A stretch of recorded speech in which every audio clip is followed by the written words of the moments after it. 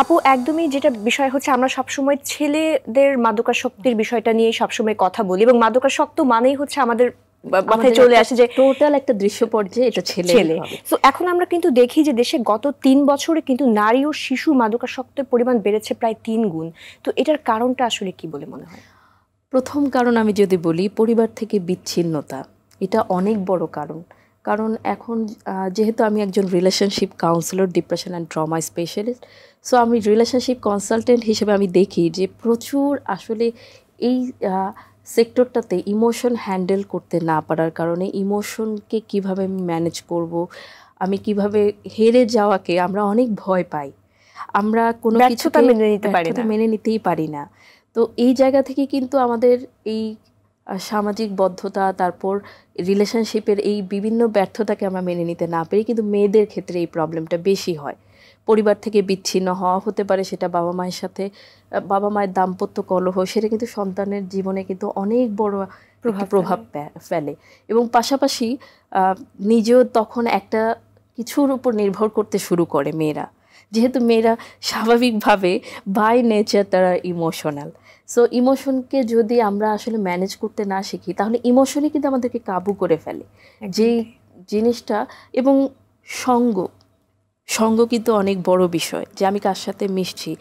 যখন আমার বাবা মায়ের সাথে বিচ্ছিন্নতা শুরু হবে তখন আমি আরেকজন কিন্তু নির্ভর হতে শুরু করব। অনেক সময় দেখা যায় যে অসৎ সঙ্গে পড়েও কিন্তু এটা হচ্ছে।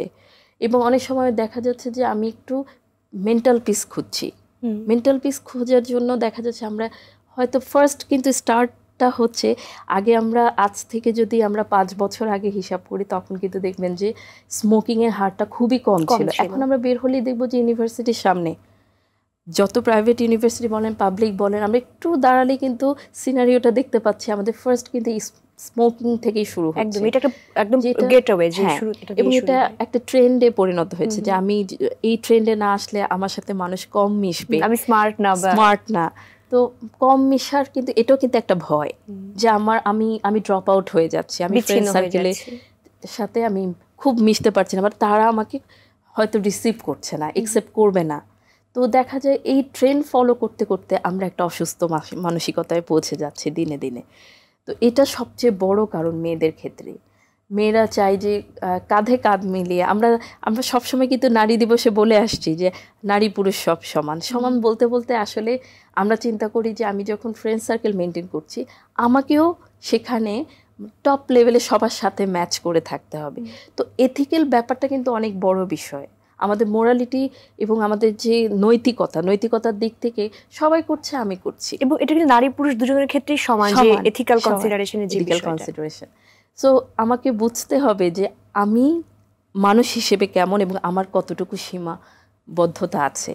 এবং সবচেয়ে বড় কথা যে এই যে আমি জিনিসটাকে নিচ্ছি, মাদক ড্রাগ অ্যাবিউজ করছি কিংবা স্মোকিং করছি কিংবা আমি ইনজেকশনের মাধ্যমে নিচ্ছি কিংবা আমরা যাই নিচ্ছি, is this helpful for me? আমার জন্য কি এটা উপকার করছে? এটা আসলে ভালো দিক কি?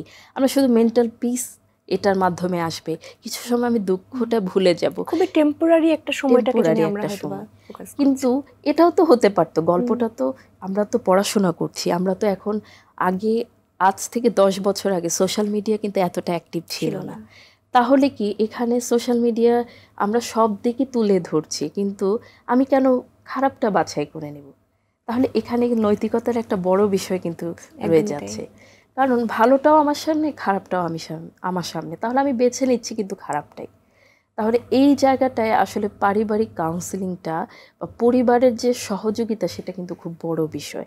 নাহলে অসৎ সঙ্গে পড়ে কিংবা আমি আমার কি করা উচিত, আমি আমার হিতাহিত জ্ঞানটাকে হারিয়ে ফেলছি।